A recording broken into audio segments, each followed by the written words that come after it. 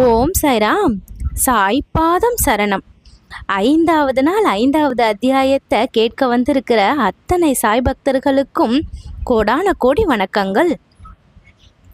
சாந்த்படில் கல்யாண கோஷ்டியோட பாபா ஷீரடிக்கு திரும்பிய கதையிலிருந்து தொடங்கலாம். ஒரு நாள் அவருடைய குதிரை தொலைஞ்சு போயிடுச்சு. சாந்த்படில் பாபாவை சந்தித்த தருணம் தான் அந்த குதிரையை தேடிக்கொண்டிருந்த போது பாபாவை சந்திச்சாரு. பாபா அமைதியாக கூறினாரு, உன் குதிரை அங்கே கிடைக்கும்னு. ஆச்சரியமாக அவர் சொன்ன இடத்துல குதிரையும் கிடைச்சிது. இதனால் சாந்த்படில் பாபாவை பற்றி ஆழ்ந்த நம்பிக்கை கொண்டார்.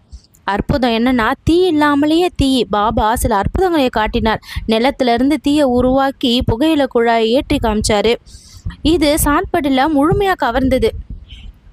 சாந்த்படினுடைய உறவினர் உடைய கல்யாணம் நடந்தது. அந்த கல்யாண குழு ஷீரடி நோக்கி செல்லும் பொழுது பாபாவையும் அவங்களோட அழைச்சி சென்றாரு. சாய் என்று முதல்ல அழைக்கப்பட்ட தருணம் மஹல் சாபதி, அதாவது கோயிலினுடைய பூசாரி யா சாயி, அதாவது வா சாயி என்று அழைத்தார். அந்த ஒரு வார்த்தை தான் சாயி என்று இப்போ உலகம் முழுக்க பிரபலமான பெயராக மாறியது. இறைவன் எப்பொழுது எப்படி நம் வாழ்க்கையில் வராருன்னு தெரியாது. இந்த கதையினுடைய அர்த்தத்தை இப்போ நான் சொல்கிறேன். இறைவன் எப்படி நம் வாழ்க்கையில் வராருன்னு தெரியாது. ஒரு சாதாரண சந்திப்பு கூட வாழ்க்கையை மாற்றும். சாய்பாபாவுடைய வருகை ஷீரடியை புனித இடமாக மாற்றுச்சு. முக்கிய பாடம் இதிலேருந்து என்ன தெரியுதுன்னா, நம்பிக்கை இருந்தால் வழிகாட்டும் குரு தானாகவே நம்ம வாழ்க்கையில் வந்துடுவார். சாய்பாபாவினுடைய உடையும் அன்றாட நிகழ்ச்சிகளும் எப்படி இருந்ததுன்னு பார்க்கலாமா? அவர் அணிந்த உடை, பாபா எப்பொழுதுமே ஒரு நீளமான வெள்ளை கஃப்னி, தலையில் ஒரு துண்டு துணி, காலில் செருப்பு கூட பல நேரங்களில் இல்லை, எந்த ஆடம்பரமும் இல்லை, முழுமையான எளிமை. இப்படி தான் அவருடைய தோற்றம் இருந்துச்சு. அர்த்தம் உடையில் அல்ல, உள்ளத்தில் தான் ஆன்மீகம் இருக்கணும். இதுதான் அதனுடைய அர்த்தம். துவாரகமாயி துணி தான் பாபா வாழ்ந்த முக்கியமான இடம். எப்பயுமே அந்த துவாரகாமாயில் துணி எரிஞ்சுக்கிட்டே இருக்கும். அந்த துணியில் இருந்து கிடைக்கிற உதிய பக்தர்களுக்கு ஆசீர்வாதமாக பாபா அள்ளி அள்ளி கொடுத்தாரு. இது நோய்களை தீர்த்துது, மன அமைதியை கொடுத்துச்சு. பாபா தினந்தோறும் காலையில் எழுந்து தியானம் பண்ணுவார், துணியை பராமரிப்பார், பக்தர்களை சந்தித்து ஆசீர்வாதம் கொடுப்பாரு. மதிய நேரத்தில் பிக்ஷை எடுத்து உணவு சேகரித்தார். வீடு வீடாக சென்று சிறிது உணவு வாங்குவார். அந்த உணவை பக்தர்களோடு பகிர்ந்தும் சாப்பிடுவார். பகிர்ந்தால்தான் உணவு புனிதம் பெறும். மாலை இரவு நேரங்களில் பக்தர்களோட உரையாடினார், ஆன்மீக உபதேசங்களை செஞ்சார். சில சமயம் பாடல்கள், கீர்த்தனைகள், இப்படி போச்சு. இரவில் எளிமையாக ஓய்வு எடுத்தார். சில நேரம் விழிச்சே தியானத்தில் இருந்தார். முக்கிய வாழ்க்கை பாடம் இதிலிருந்து என்ன தெரியுதுன்னா, எளிமை அதுதான் உயர்ந்த ஆன்மீகம். பகிர்வுங்கிறது தான் உண்மையான சேவை. தியானம் அப்படிங்கிறது தான் மன அமைதி. பாபாவுடைய மெசேஜிலிருந்து என்ன தெரியுது? எளிமையாக வாழு, அன்போட பகிரு, நம்பிக்கையோட என்ன. இதுதான் இந்த கதையில் தெரியறது. வேப்ப மரத்தடியில் உள்ள பாதுகைகள். ஷீரடியில் வேப்ப மரம் மிகவும் முக்கியமானது. பாபா இளம் வயதில் இந்த மரத்தடியில் தானே தியானம் பண்ணார். அதனால தான் இது ஒரு புனித ஸ்தலமாக மாறுச்சு. பாபாவுடைய பக்தர்கள் இந்த இடம் மிகவும் புனிதமானதுன்னு நம்பி அந்த வேப்ப மரத்தடியில் பாபாவினுடைய பாதுகைகளை நிறுவனம்னு முடிவு செஞ்சாங்க.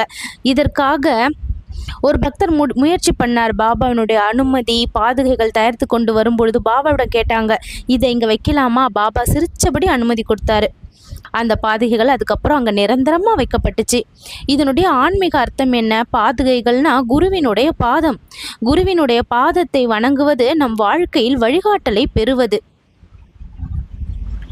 இந்த வேப்பமரம் இன்று வர பக்தர்களுக்கு ஆசி வழங்கும் புனித ஸ்தலம். குருவினுடைய பாதம் வாழ்க்கையின் வழி. தியானம் செய்த இடம்தான் சக்தி நிறைந்த இடம். நம்பிக்கை இருந்தால் இந்த இடம் ஆன்மீக சக்தியை தரும். பாபா இதுலேருந்து என்ன சொல்கிறாரு? என் பாதத்தை நினச்சா போதும், உன் வாழ்க்கையை நான் வழி நடத்துவேன் அப்படின்னு சொல்கிறாரு. அடுத்த கதை போலி குரு ஜவஹர் அலினுடைய கதை இந்த அத்தியாயத்தில் குறிப்பிடப்பட்டிருக்கு. ஜவஹர் அலி அப்படிங்கிறவர் ஒரு பக்கீர் போல நடித்து தன்னை ஒரு பெரிய குருவாக காட்டிக்கிட்டாரு. அவர் ரொம்ப புத்திசாலி, பேசும் திறன் இருந்ததால் பலரையும் தன் பக்கம் இழுத்தாரு. சாய்பாபாவை சீடனாக்க முயற்சி பண்ணி நான் உன் குருன்னு கூறி சில காரம் தன்னோட வச்சுக்கிட்டு அவரை கட்டுப்படுத்த முயற்சி பண்ணார். இங்கே தான் ஒரு ரகசியம் இருக்குது. சாய்பாபா எல்லாம் தெரிஞ்சவராக இருந்தாலும் அமைதியாக தாழ்மையாக நடந்துக்கிட்டாரு. உண்மை வெளிச்சம் காலம் கழிந்ததுக்கப்புறம் ஜவஹர்லாலுடைய உண்மையான நிலை வெளியில் வந்தது. அவர் அறிவு இருந்தாலும் ஆன்மீக ஞானம் இல்லைன்னு புரிஞ்சிச்சு. மக்கள் அவரை விட்டு விலக ஆரம்பிச்சாங்க. இறுதியில் அவர் தான் செய்த தவறை உணர்ந்து சாய்பாபாவிடம் திரும்பி வந்து மன்னிப்பு கேட்டார். இந்த கதையினுடைய ஆழமான அர்த்தம் என்ன?